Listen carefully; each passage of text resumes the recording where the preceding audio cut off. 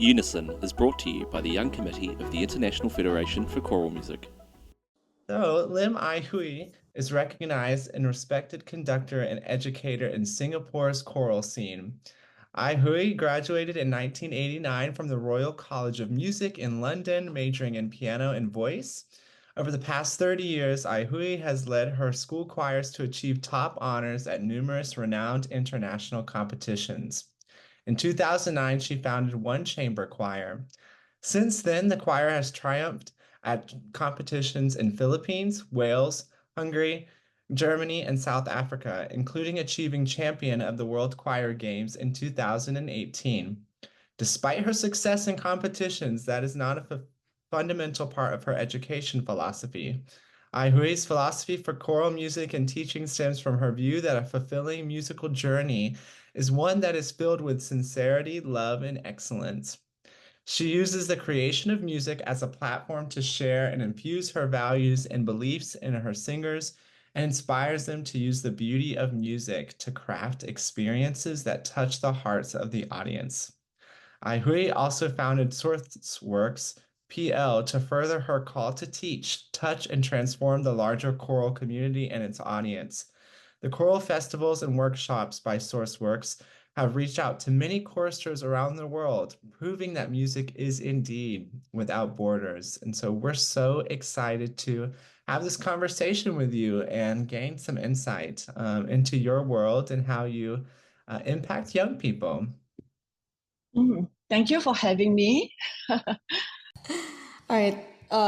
Maybe I can start asking some of the questions that we've been wondering about. Okay. First, how did you get started as a young conductor? Oh, wow. Okay. As you know, I studied piano and voice in the Royal College of Music in London. So I started off as a piano and voice teacher in one of the music conservatories. I mean, back then it's called School of the Arts, LaSalle School of the Arts. So 30 plus years ago, my dean approached me to conduct a choral workshop session with one of the schools, one of the school choirs. Yeah, so she said, since you are a singer, why don't you just go and just take this workshop for the school? So I went in, pretended to be experienced choral conductor, pretended to be, that was my first choral teaching. So I said that then after that, I think I found my newfound passion and love to teach choral music. Yeah, so that is when I started my choral journey back 30 years ago until now. Hey, it sounded like somebody had a lot of faith in you and it worked out.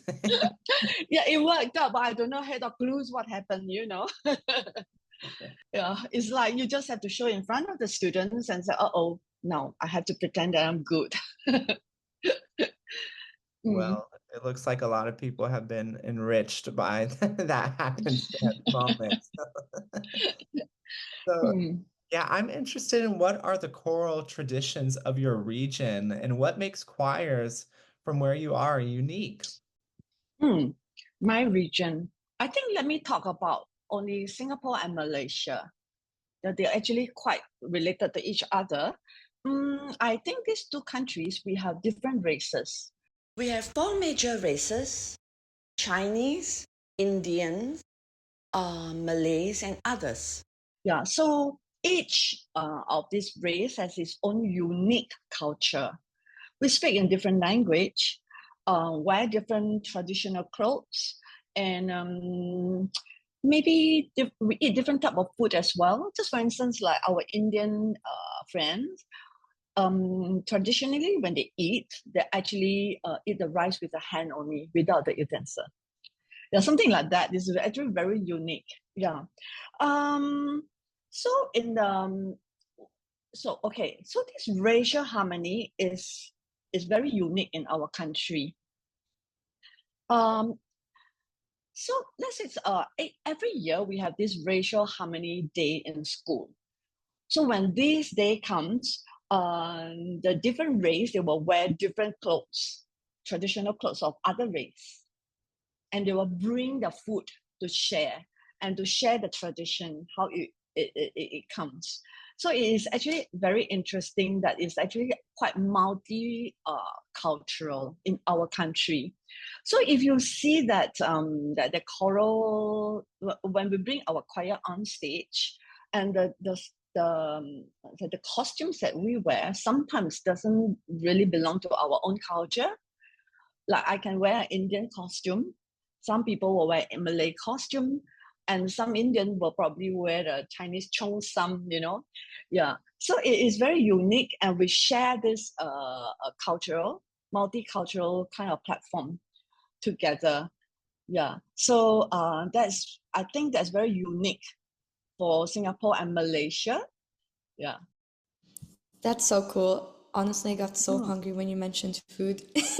Yeah. You should come to this part of the world. I'll show you food. Oh, that Hmm. sounds so great. I think it's really cool that you guys have the racial harmony. I think lots of schools should have that. It's a very important kind of thing to Yes. celebrate about. Yeah, that's so interesting. Yes. Could you talk about the Hua Chong Institution Choir or tell us more about your work there? Okay. Hua Chong Institution is actually a senior school in Singapore. So what is like the Singapore, they have junior high school and senior high school. So the junior high is 13 to 16, 13 to 16, and it's they are taking O level. So and then after that they will go on to senior high, taking A level 17 and 18. So I am the core curriculum activity instructor, meaning choir is the co-curriculum activity. So the students for this Hua Zhong institution choir where I take is actually a senior high school choir. So the kids have 1.5 years with me only. So for this one and a half years, my job is to teach them to appreciate choral music because the students all come from different backgrounds. Some of them have choral experience in the junior high school, some from different instrument societies, some from sports, some from different kind of the activities. So my job is actually to teach them to appreciate choral music, to teach them to love singing and how to have team spirit, to teach them character building such as like discipline, focus, because it's very different if you are doing let's say sport one-to-one. It's very different from a team where you have to sing all the different parts together and stuff like that. Yeah. And I also teach them to embrace the choir as the whole family is like always my value. Yeah. So and also do the leadership training, but because in a choir they also have like the leaders to lead the choir. So I also train them the leadership training, how to teach the peers to learn the parts, how to lead the choir to a greater height and blah, and all sort of things. Yeah. So this is my Hua Chong institution, but I've been there for more than 25 years. It's a long time. Yeah. Some of my students, they already got married, they become a couple and they got married and they have children and they all call me grandma. Yes. Yeah, I think some of those values are some of the best parts of why we participate in choral ensembles. And I bet it's so, so cool and rewarding to see those students move on and get older and see those values that you help instill in them. I think that's really awesome. Yes. So initially, some of them just kind of just trial and see how choir is like. So that's actually very challenging when you need to, help them to learn to appreciate and so that they won't leave choir halfway through. Yeah. So my learning is the first is to make sure that you have a good relationship with them, talk to them, build a good ties with them. Then after that, start teaching them how to learn singing, how to love singing. It's an awesome job, I think. Yeah. Well, 25 years tells me that there's a great love there. And a lot of young conductors start working in the secondary level. And so I think there's a lot of joy that comes with that type of work. Mm, yes. Yes. Well, could you tell us a little bit more about one chamber choir and how you established that ensemble? Okay, so that will link back to Hwa Chong Institution. So it started by a group of my Hwa Chong alumni students. They are actually the founders. So why I started that is because they want not only to bring the Hwa Chong student back to sing, they also want to bring my other choirs from other schools, my other choristers from my other schools to come and join me, yeah, to sing, and also from people from outside other schools, so they can come and join us sing. So that's how we started this one chamber choir.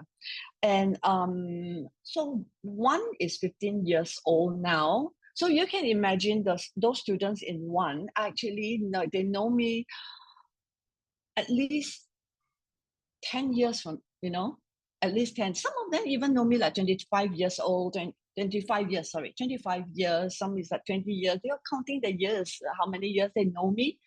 Yeah. And I create a community where I also bring in my grandchildren. You see, some people, they get to know each other, they got married, and they never come back to sing.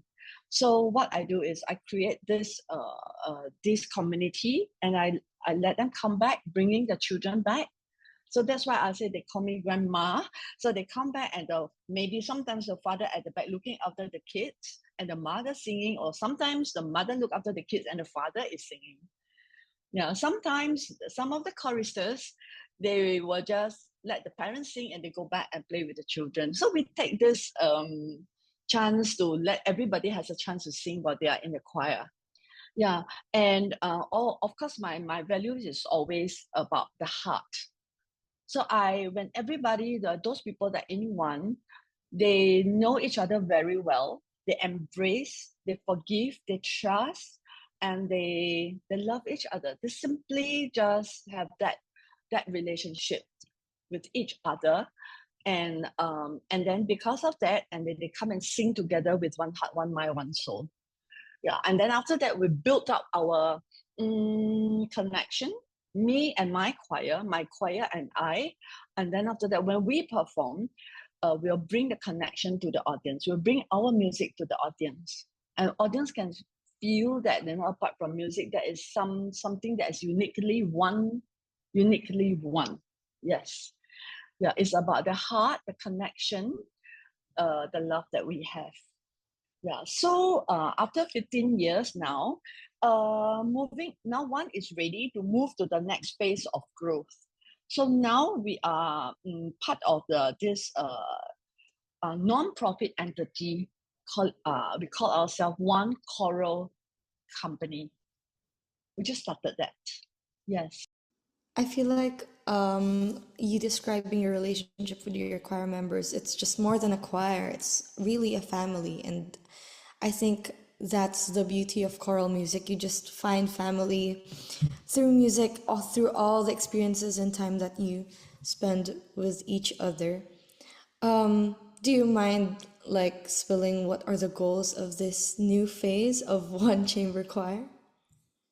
We want this one choral company, we want to put everything under one umbrella, because I do one chamber choir, and I also have Singapore International Choral Festival under different different entity. So I think we think that we are ready to put everything under one umbrella. That's why we create this non-profit entity and bringing Singapore International Choral Festival in as well. Yes, because it's almost the same type of people, same team, same manager. Everybody is the same. It's all mostly from Hwa Chong Institution alumni. Wow, okay. You know, Reese, I had the privilege of listening to One Chamber Choir last July in the Singapore International Choral Festival, and they Huh? sounded really good. What? They sounded You were really good. here? Were you here? Oh, yes. Yeah, I was in handling one of the choirs that went there. So, yeah. And Whoa, but there's One no Chamber Choir American sounded really choir. good. There was Oh, I'm no from the American. Philippines. Oh, you're from Philippines. That's why I was looking at your name. I was like, oh, it's not. Oh, you're from Philippines. Oh, wow, wow, wow. So that was just last July. Yes. Yes. Ah, oh, wow. Okay, Yes. okay. And they Wow. sound really cool. It's so amazing how diverse their sound is. And I think that kind of really reflects how diverse the culture is in Singapore as well. Because they had different songs from different parts of the world too. So that was Mm. cool. Oh, it's actually Uh-huh. very challenging when I first started the choir because I always tell my members it's all about the people first and music second. Not many people understand me, and they also say, no, Muslim, it's music first. I say, no, it's people first. So I also have my doubts along the way that, am I wrong? Am I wrong? But after that 10 years before COVID time, then I finally feel that, okay, I'm right. Because everybody now, whoever that buys my value, whoever that believes in me, stay on. And now they are the younger generation that come out and telling me, okay, we are moving on with this new entity because we believe in you and we want to move on that legacy. Oh my. Yeah. Wow. I think I would agree with your philosophy on people first. Because there wouldn't be music if there wouldn't be people in the first place. Exactly. Oh, thank you. Um, Speaking of, you conceptualized and directed the first Singapore International Choral Festival until now.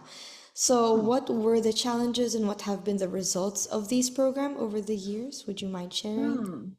Wow. I think the one of the challenges that we face is the high cost of organizing the festival and trying to keep it affordable to the participating choir. Yeah, I think, and as you know, Singapore is a very expensive country. So sometimes it's like there's one part that we are paying high fees for to organize. On the other hand, and the participating choir is paying us with how many times of the currency, stuff, something like that. So this is actually a very challenging part for us. So that's why we also have because of that we're trying to be we have all like finding the creative and efficient ways to create values for the participants. Yeah, so we always review our programs, our processes, and our SOP after each festival.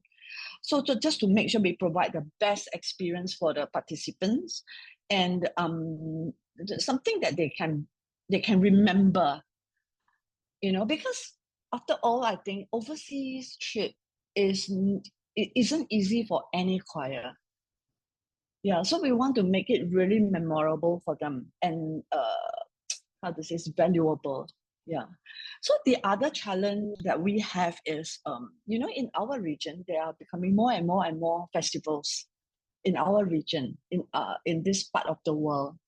So it is difficult to not. We were trying to keep our identity, our values, so that people can remember our Singapore International Choral Festival.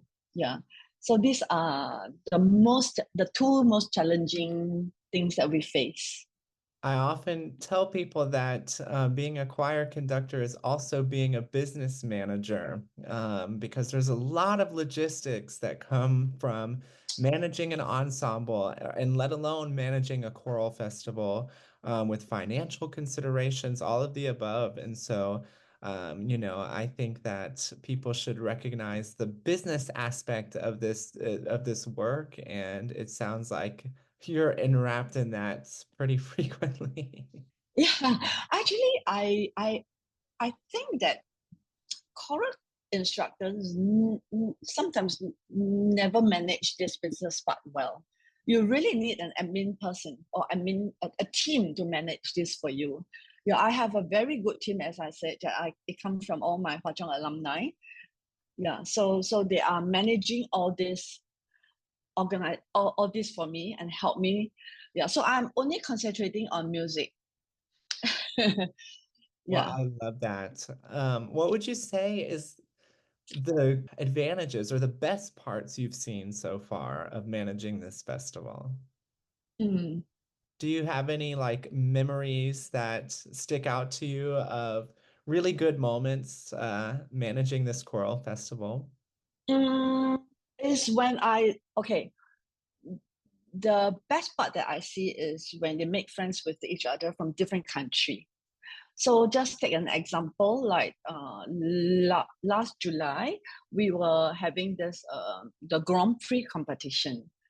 So at the end there, it was the Philippine choir who won. And then I saw the Indonesian choir conductor went over and hugged him. Oh, I was so touched by them. This is like, it doesn't matter who won, but we are all friends. This is what I'm trying to do. It's not about competition, it's about friendship. Yeah, but sometimes it can get very tedious when it comes to competition. People get very hurt, people want to win, you know.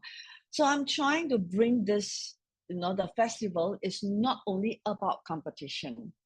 The festival is about how do you to uplift each other to the greater height? How do you help each other to grow? I think that's the most important part that I started this festival. Yeah, I want to see this happen. Well, I'm glad to hear that it came to fruition. And, I think back, oh my goodness, Anne, has it been 2 years since Anne and Yes. I have met? We met at the World Symposium in Istanbul. Um, Almost two Oh, years, yeah. and oh so, wow. meeting people from around the world gives you a sense of, love. It shows you that people are the same and that we're all studying the same thing, and we love it because of the people. And so that's Yes. really special. Yes. Enjoying the podcast? Why not check out what else IFCM is up to? Follow IFCM on Instagram or Facebook, or visit ifcm.net to hear about upcoming events and projects, and to find a vast array of choral music resources. I have a question when it comes to developing conductors, composers, and leaders. What advice would you give to someone that wants to start in this field? Oh, advice. Keep trying.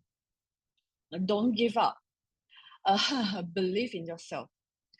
Nothing is smooth sailing, I think. So every time when you see a conductor, we think that, oh, it's so successful, this conductor. But at the back of each success, I think there's lots of failures and lots of hard work. It's just that we only see the front part.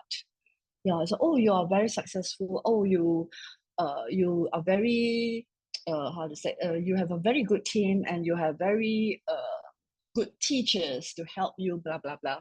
But I believe it's not just come like that. You need to build. You need to trust. You need to learn how to take care of your people. Yeah, before everything comes to you. Yeah, but all you see is, oh wow, you have this good teacher, you have this good team and stuff like that. But I think, well, nothing comes easy, as I said. Yeah. That's so encouraging, especially for me and Reese, since we're just starting our career right off of school and stuff. So Yeah. So how do don't you give up. think? Thank you. We won't. Good. How can young people get involved and gain experiences and learn? Yeah. Mm, okay. Don't stay in your comfort zone. Don't stay in your comfort zone. Come out to meet people, and you will find like-minded friends. And from there, you can actually help each other to grow, help each other to succeed. You sure find if you come out, they'll sure have some group of core people whom you like and like-minded. Yeah, so you can grow together. So be truthful, be real. Yeah. So I also think that you should just join competition, do concerts, watch concerts. I also think that when you watch concerts, you try to learn from what can you learn from the concerts rather than just give negative feedback and you don't like the concert and blah blah blah blah. I think even the worst concert, you can learn something from it too. Yeah, and do exchange with your friends and then evaluate. So these are all the things that you need to come out of these things. Yeah. Yeah, leaning on your people is so, so important, and opening and being vulnerable too, and showing people you're Yes. conducting and all of your work, and saying help me is such an encouraging mindset to have, because a lot of the times people look, like you said, at the final product and they don't see the years of hard work or the inner criticism or the vulnerability that people have shared with others. And I think that that is super, super important to getting better as a conductor. Yes. Don't be afraid to show that you're weak. I think no one is always strong, vulnerable. So for instance, my students always is one of the characteristics of being a leader. Yeah. So if you're trying to hide all the weaknesses, that it makes you even weaker. Yeah. So my students know all my weaknesses. They know which part I'm not good. Sometimes they Miss Lim, your pulse is just not good. Keep it. I take it because you cannot just say that everything I stand in front of my students, I'm 100% strong. You can't. Yeah, you can't be like this. You just be real to yourself, be real to your weaknesses as well. Yeah, and Yeah. we're as conductors, we're humans too, and I think Yes. people forget that. Um, Exactly. So it's okay to make mistakes. And, thinking back to when we first start is when we're really anxious about making mistakes. And so I'm interested to hear about that first concert that you had when you were at the Royal Academy. And if you want to share about like the mentorship that went into that. You're talking about in my school time? Yes, your first ever concert choir master. Oh, choir master. Okay, because back then in Royal College, I was a pianist. So my first choral concert, went back to the first question that you asked me. I ended up taking that choir, the school choir, as my first choir. So the first concert I had was bringing them to join the national choral competition in Singapore. Yeah, so it was very exciting journey. Um, they did well and I did well. So it boosts a lot of this confidence in me. And of course, a lot of things come after that. Everything starts well and then it's not smooth sailing, as I said. Then all these hindrances and all these failures all come after that. But that first concert, yeah, it's an exciting journey and boosts my confidence. And that's when I started to tell myself, okay, I move on. And I quit my job as a piano and singing and voice. Yeah, I can't cope with 3 careers at the same time because I teach diploma students. So before I can teach my piano, I have to practice. And it takes a lot of time to play all these Liszt, Chopin, before I can teach. And then because every day I have one choir, I have to practice piano, and sometimes I have voice students. It took me 10 years. After that, I totally stopped my piano and vocal teaching. Then full time into choral music. When I first started 10 choirs, I teach from afternoon to night, just go on weekends also teach. That's my passion. I was so young then. Then after that, I start to choose the choir that I think I can relate to, the school that is more supportive. Sometimes not all schools are supportive, yeah. So that's how I start. Now I have about 5 schools plus my 1 chamber choir, 5 school choirs, 3 girls schools, 13 to 16, 2 senior high school, the 17 and 18. Hwa Chong is part of them. And then now I have 1 chamber choir. At the age of 60, I still have so many choirs, Yes. Wow, that's a lot. That's really a hustle. But I think that's quite natural in our line of work, I guess, to just have so many things I going always on. tell my students, if you have your passion, you can continue. But if one day I feel that, I'm tired and I don't have the passion anymore, then you have to stop because you are not benefiting your choir. But 30 years ago, I see my students like my son and daughter. Now I see my students like grandchildren, but I still love them. I still have the energy. I still teach them. I still scold them. So I told them I'm still going strong. Yeah. And I still Wow, love that's the so choir. Yes. wow. I think that's something that you don't hear every day. Like, if it's not working for you, be bold and find something that makes you happy. So, Yes. um, as I feel happy to hear that, like, early on before I start like the career, just so that I can always think that, okay, I can go back and find myself somewhere, and I will eventually, if I even if I have to let go some of the things. So, It's good. right. To support the work of IFCM, consider becoming a member or making a donation. Visit ifcm.net. Any support helps IFCM's volunteers connect to the choral world. Are you ready for our quick fire round? Yep. Okay, that's great to hear. All right. Okay. First question. Who is your favorite composer or conductor or musician? Oh, I love Mother Argerich. It's a pianist, Mother Argerich. She's now in her 80s, I think. She still come to Singapore. She's in Europe, but she still travel and come to play. Just like 2 years ago, she was still in Singapore. So, do you know her? She's a fantastic pianist. Yeah, she has a talent and such a spontaneity player. So what I love to watch her play. So it's so much control in her tone, her speed, and her dynamic. P, P, P, P, and loud. And, with a lady of 80 years old, she can still play F, F, F, Wow. And yet there's so much freedom in her. She's like, it's only me and my music. I don't do it just because I want to please the audience or I want to earn the money. I just me and my music. She'll come up. She anyhow bow and poof, sit down and she starts to play all the difficult pieces, all the simple, easy, whatever piece that she can. So I admire her that such a beautiful soul, such a beautiful spirit.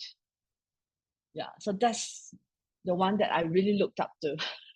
I really love that because it sounds like you've, fallen back in love with your first love of piano, and hearing, the fact that that was what you brought up was kind of shocking to me, but reassuring to know that, you can still love the things you do and do different things. And so it's cool to see that your mentor or your Yeah, but favorite person is a keyboard player.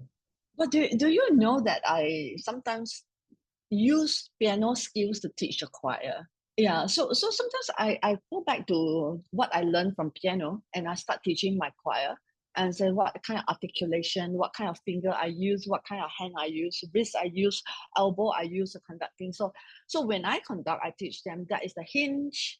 Then I use this, but this is the piano playing. This is I play chords, So I use a piano and to demonstrate to my choir. So sometimes I tell them, so let's say you finger, you're talking about lips.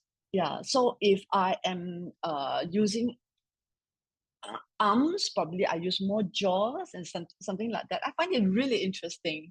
Yeah. And that can connect, the different type of instrument put together. Yeah, and Yeah.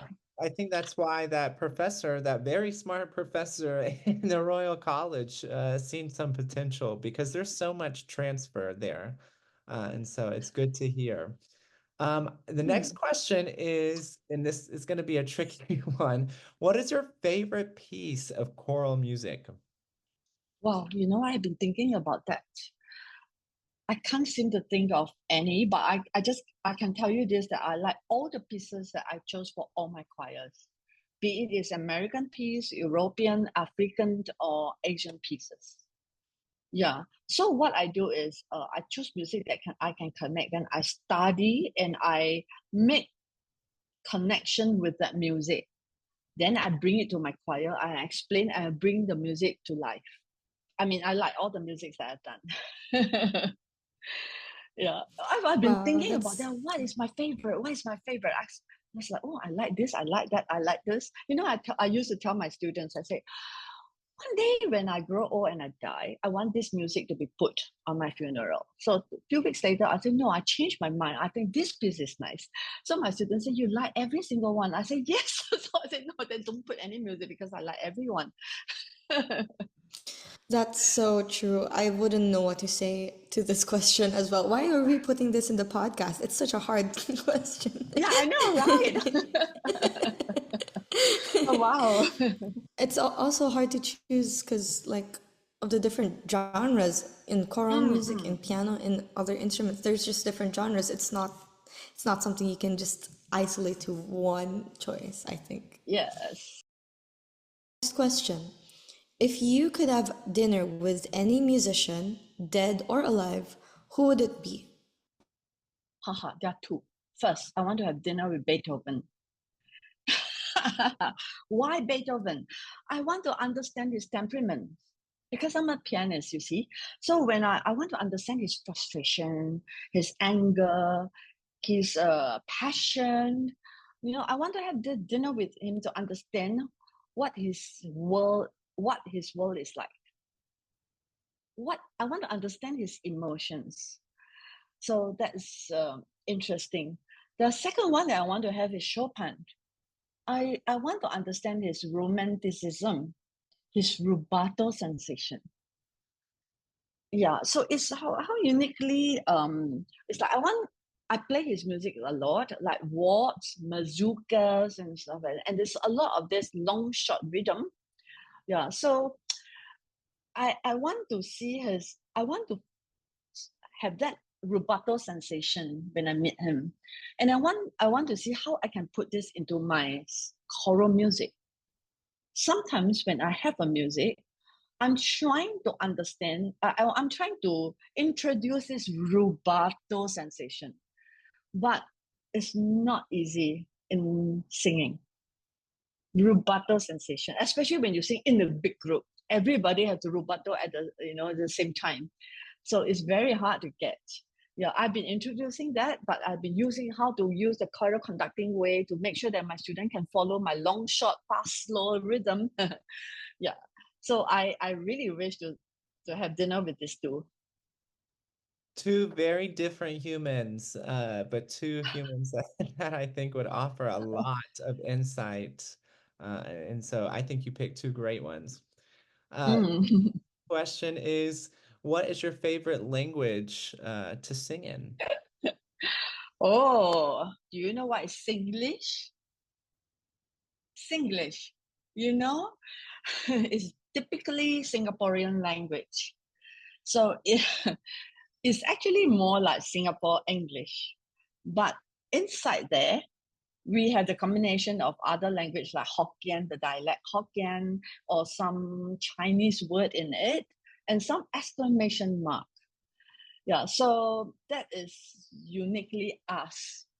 So sometimes when I said, please don't go, please don't go, that's a proper English. But in our Singlish, don't go lah, don't go lah. So that la is actually more like an exclamation mark. La means please don't go, don't go, don't go, la, la, la, you know. Or can you understand? Or no, are you sure you understand? Then you can say, you understand me?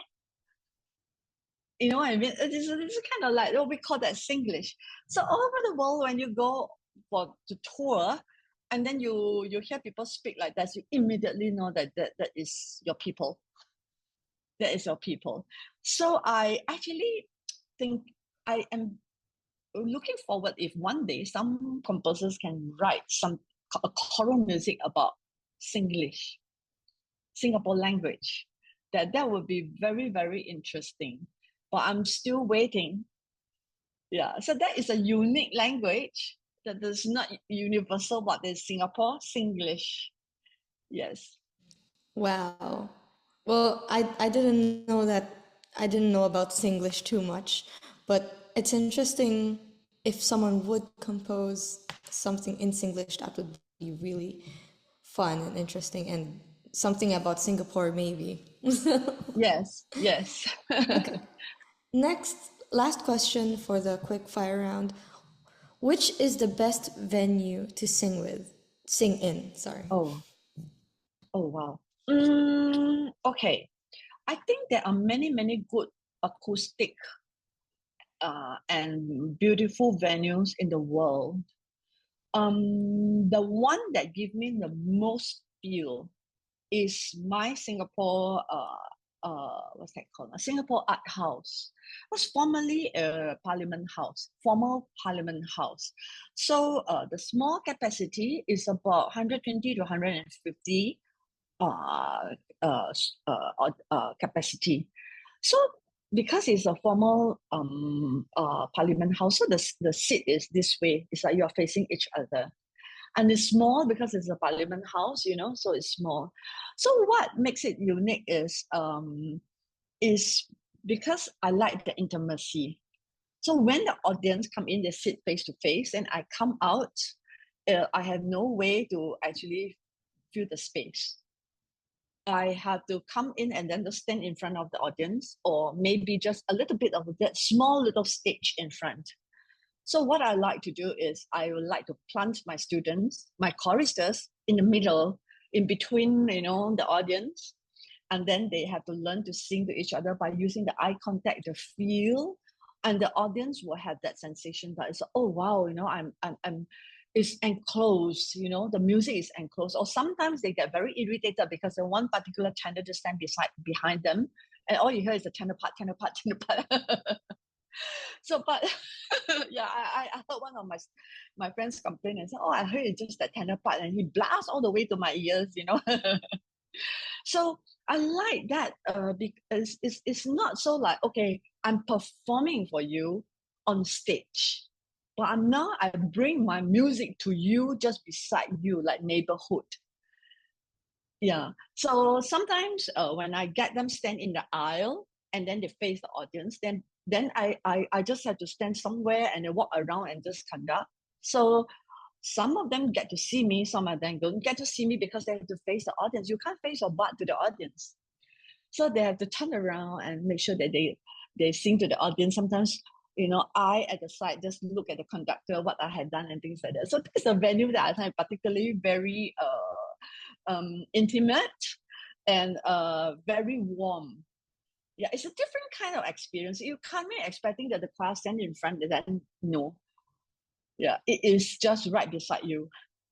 And sometimes they stand at the back of you, kind of thing. So I find that this venue is really very uniquely, well, it's not a venue actually, it's not a performance venue.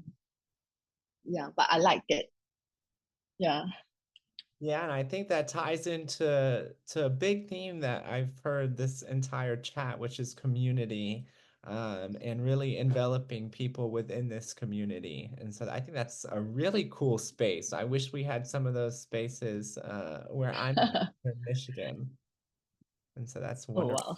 I would agree, yeah. Well, so much for joining us. I definitely have walked away from this conversation feeling more hopeful and knowing that it's the people that matter. And I'm so glad that we got to talk with you and you're one of our people now. And it's inspiring to hear your journey and how you work with many different walks of life. And I'm that people are going to be able to relate to your story. And I'm so glad that you were with us. Wow, thank you for Yes. having me. But I'm so glad that I can share my stories with the choral people. Yeah. I hope you get encouraged, and I hope you continue to pursue your passion, your love for choral music, and remember this, don't give up. Walk out of the comfort zone. Don't stay in a comfort zone. Yeah. You will go there someday. Yes. All right. Thank you so much, Miss Lim Ai Hooi. Thank Really, really you. inspiring words. I feel so excited to go to school this week. Oh, oh, I'm and glad. I'm glad that to hear that. Yes. and we are so happy to have you. We're looking forward to seeing more of your work in the future. And when the time comes, maybe we can invite you again for a follow-up if there's any big events that's going on in your life in the future. Yes. Yes. Yes. Yes. I'll glad to meet you all again. Have a good day. Thank you, Thank you Bob. so Thank much. you. Have a good day. You too. You Yeah. too. Bye. Bye-bye. Bye bye. That was Unison, brought to you by the Young Committee of the International Federation for Choral Music. If you have any feedback or ideas for the podcast, you can email us at young@ifcm.net. Thank you to our guest for their time, and thank you to you for listening.